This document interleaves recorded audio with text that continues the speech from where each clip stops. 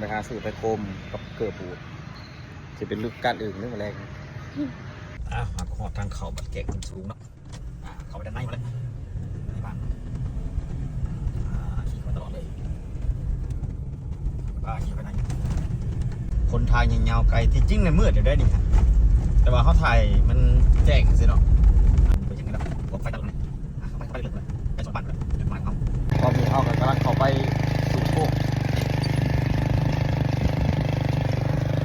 ในพานประจำบ้านเด้อนี่เด้อนี่หัวหน้าใหญ่แน่นอนหลาย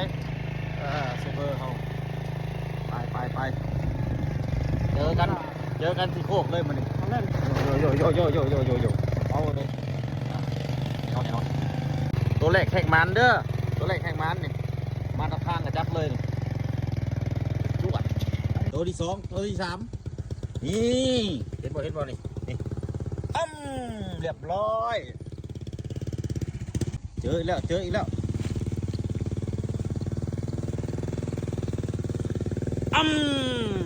มากับเกียมเนาะใส่เกลือเพื่อความปลอดภัยเราเกือบเขา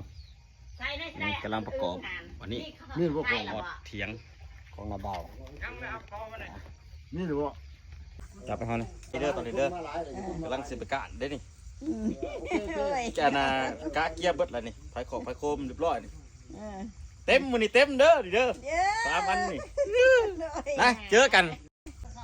เด้อตัวที่สอง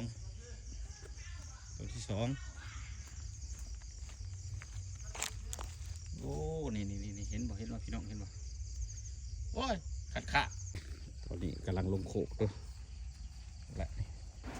เจอตัวนี้มันเป็นคันขาดทีมงานเรากำลังสิเลาะลงโขกไปแหละไปตลอดเยื้องเข้าไปตลอดเราลงโขกไปทำกันเรื่อยๆ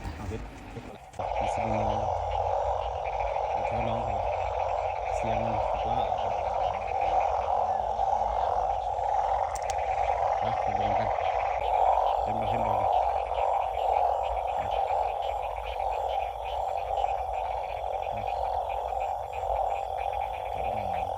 ไปเห็นแน่ตัวนี้เด้อนี่ตัวบักใหญ่นี่เขาก็มาจับเอาอึ๊บอู้จับเอาแล้วก็โอเค